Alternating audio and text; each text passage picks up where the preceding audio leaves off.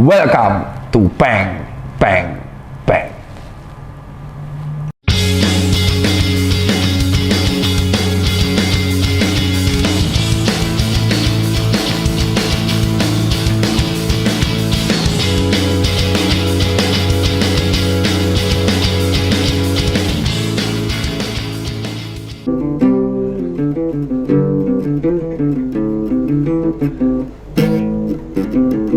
Gas dong.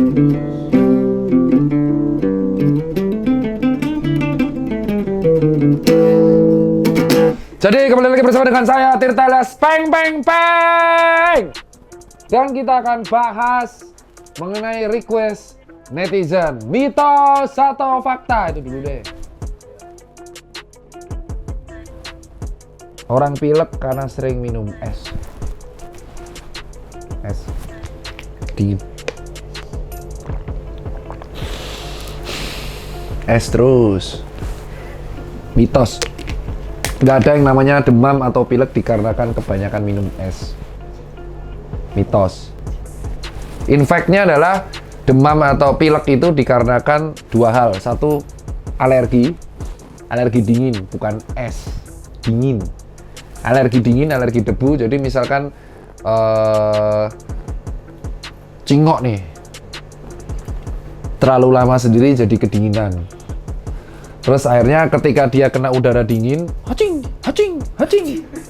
Terus tiap pagi biasanya dia namanya adalah ada sesuatu yang dinamakan rhinitis sign.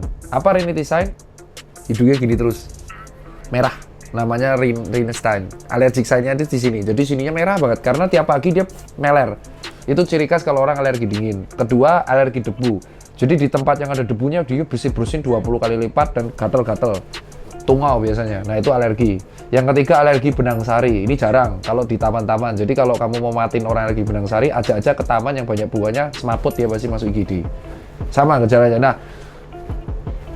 kalau orang sampai sakit dinamakan sakit ISPA atau infeksi saluran pernapasan atas yang akut gitu.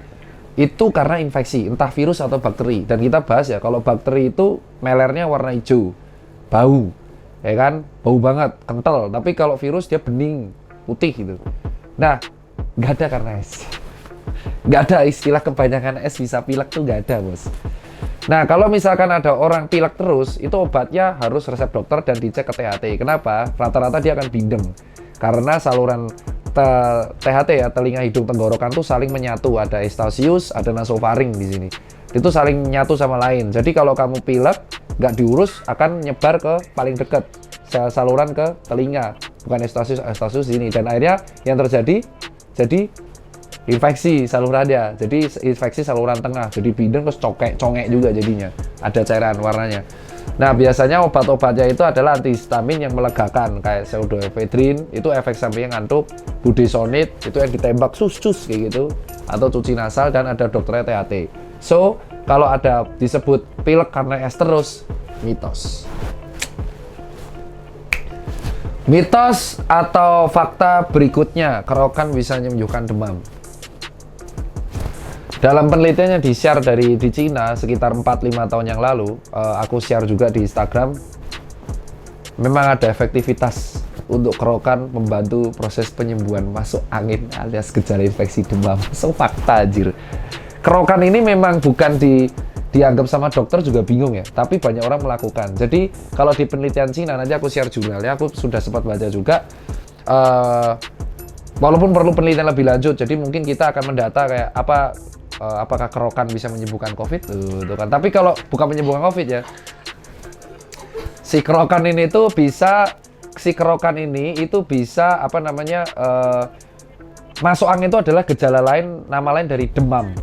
Nyeri. Jadi kalau orang kena infeksi bakteri atau virus, gejala utamanya adalah greges-greges, nyeri sendi, tulang, badan gak enak, demam, terus kayak kembung bersendawa terus.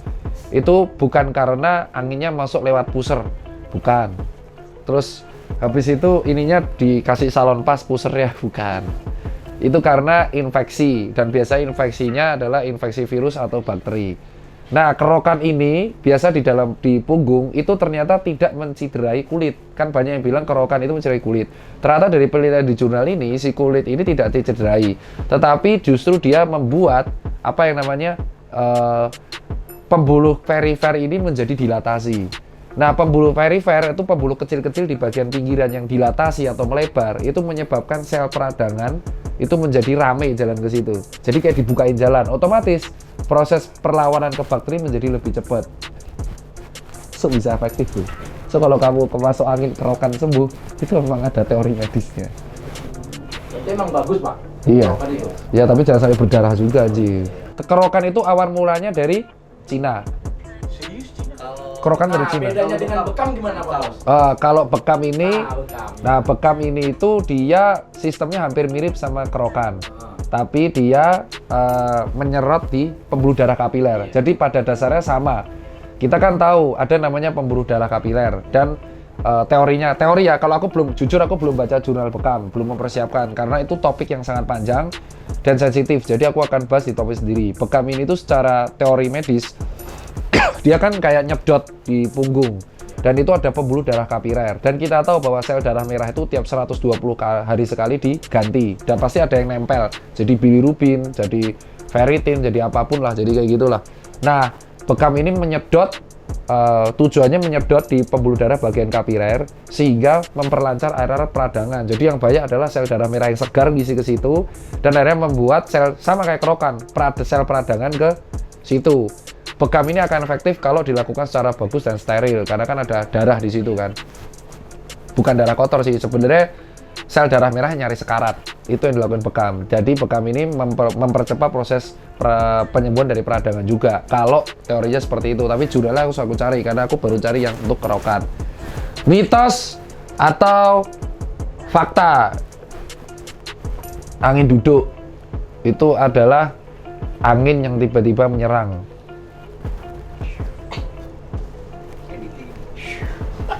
Enggak, mitos. Angin duduk itu nama lain bukan karena duduk terus kita kena angin terus mati, itu enggak.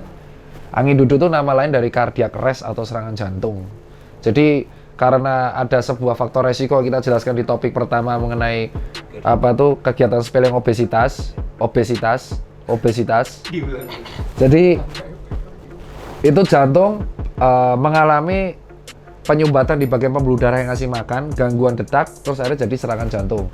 Jadi angin duduk itu bukan menyerang, ada angin, masuk angin, terus menyerang kita saat duduk, terus kita, enggak, angin duduk itu nama lain dari cardiac arrest, sakit jantung. Jadi memang serangan jantung dan tidak terpengaruh dari angin. 4. Mandi air malam menyebabkan penyakit rematik, enggak ada kaitan. Jadi rematik itu sebuah penyakit autoimun yang memang dia menyebabkan nyeri pada sendi. Kalau ada yang bilang disebut GOAT, asam urat yang terlalu tinggi akan menyebabkan pembakaran sendi namanya GOAT arthritis. Mandi air malam itu apa namanya, sebenarnya mandi malam-malam sah-sah aja bro, cuman posisinya tubuh kita di saat setelah jam 10 malam itu kondisi fisiknya paling rendah. Jadi ketika kita mandi air dingin, yang terjadi adalah suhu tubuh kita kan 36 derajat. Itu ibarat mesin lagi panas terus lu siram air dingin. Gimana itu? Pernah lihat mesin panas lu siram air dingin, apa yang terjadi? Rusak bro. Jadi kalau kamu terus-terusan, kamu justru akan membuat sistem suhumu tuh jadi nggak beres. Yang terganggu adalah kota hipotalamusmu yang ngatur suhu sensorismu. Jadi yang lebih baik kalau malam ya mandinya air hangat, sehingga apa? Suhu tubuhnya tidak terlalu tinggi gitu loh, tidak terlalu rendah. Ya kamu bayangin jam 11 malam, 1 malam kamu mandi, atau mandi malam jam 4 pagi, mandi besar, mencurigakan. Siapa kamu? Nah, terus mitos atau fakta, minum teh hangat itu bisa menyembuhkan radang tenggorokan? Enggak, secara umum saya bisa bilang bisa mitos, bisa fakta. Dia di tengah-tengah. Secara medis kalau dibilang teh hangat menyembuhkan radang tenggorokan, nggak bener. Tapi minum air hangat itu akan menyebabkan, ketika kita radang ini kan ada infeksi, nyeri telan ya. Itu akan menyebabkan sama pelebaran darah pemburu kapiler. Yang terjadi adalah banyaknya sel peradang di sini, maka kita ngerasa jadi lega kalau minum air hangat. So, minum air hangat memang tidak menyembuhkan radang tenggorokan, tapi minum air hangat itu bisa melegakan radang tenggorokan. Jadi kalau ada orang kena COVID, ada yang namanya dia suka minum sup bawang supaya dia plong, gue sarankan. Dia tidak menyembuhkan COVID. Jahe hangat, atau teh hangat, sup bawang, madu, habibitusa, terus atau apa namanya, kayu putih hangat, itu air putih hangat, itu temulawak, itu tidak menyembuhkan COVID, tapi ngebuat lega tenggorokan sama hidung.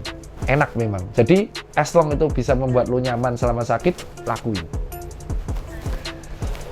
Mitos berikutnya, anyang-anyangan dikaretin jempolnya akan sembuh.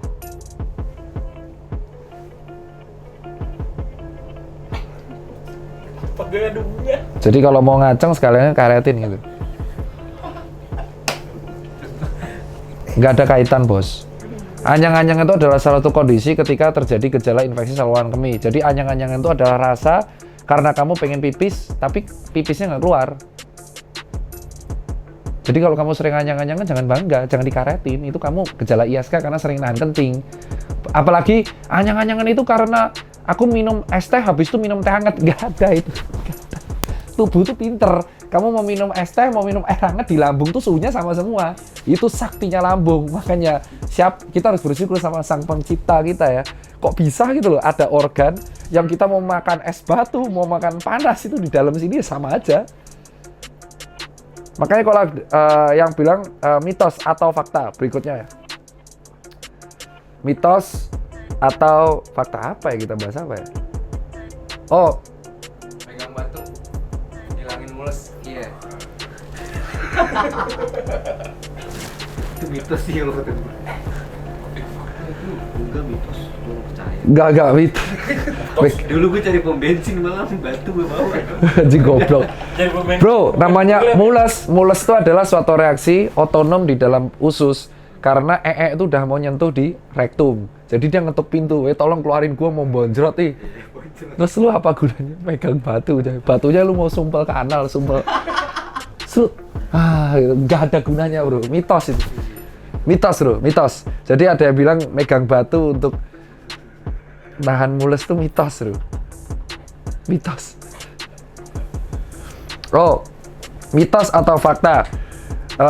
Telapak tangan itu keringat dingin atau keringetan itu paru-paru basah. Mitos aja. Mitos. Mitos aja. Itu telapak tangan basah tuh reaksi fisiologis yang dinamakan adalah hiperhidrosis. Karena ketika kita aktivitas sarasimpatis berlebihan, ini kan ada kelenjar, namanya kelenjar keringat sama kelenjar minyak. Ketika sarasimpatis kita berlebihan, ini akan mengeluarkan keringat dingin gitu. Nah, biasanya aktivitas sarasimpatis ini berlebihan ketika kita under pressure, jadi deg-degan, kepikiran, nggak makan, hipoglikemi. Nah, jadi kondisinya fisiologis karena diakibatkan suatu, jadi bukan paru-paru basah. Mitos atau fakta? Naik motor malam-malam nggak pakai jaket, nanti paru-paru basah. Bro, angin itu nggak, pori-pori tubuh kita itu nggak sebodoh itu, kayak kita tuh transparan, angin tembus, terus itu paru-paru jadi kewer-kewer basah. Nggak, bro, nggak. Bro, mau naik motor, nggak pakai helm atau enggak, itu tidak menyebabkan paru-paru basah. Gue dulu termakan mitos itu, sampai gue ceramain nyokap gue setelah gue kuliah di dokter ya. Jadi sama di IPA juga dipelajari, paru-paru, pori-pori tubuh kulit itu padat, bro. Nggak lu kayak pompa nitrogen terus jadi melembung kayak Daniel, nggak gitu. Atau kayak film kartun lucu plus Daniel terus jadi itu nggak juga, bro. Nggak, pori-pori itu ya tertutup ya. Jadi paru-paru basah itu adalah nama lain dari pneumonia, infeksi paru-paru yang terjadi di COVID atau terjadi di infeksi jamur, infeksi influenza, infeksi bakteri aureus. Pneumonia adalah suatu kondisi ketika paru-paru tempat pertukaran gas itu dipenuhi cairan akibat cairan radang, udim namanya. Bukan efusi pleura, beda lagi. Paru-paru itu punya selaput, namanya pleura. Mampus nih Jonathan, dia catat tuh. Ya, dan si paru-paru itu punya namanya efusi pleura ya. Efusi pleura itu adalah punya pelapis namanya pleura. Nah, pleura ini juga ada rongganya. Kalau infeksi nanahan jadi efusi, harus disedot. Sedotnya ICC 9. Surut, ada nanah gitu. Biasanya pada perokok. Ya, tapi kalau paru-paru basah itu yang basah pneumonia. Lu aja Dicublas aja dapok caranya. Lu cublas paru-paru lu kempes kayak balon anjing. Paru-paru tuh kayak balon. Kalau lu cublek kempes, bener-bener kempes. Namanya tension pneumotorak. Jadi kalau kena peluru, jebret. Peluru itu tidak menyerang jantung. Pernah lihat kan tembak-tembakan, terus pelurunya itu kena paru-paru kanan.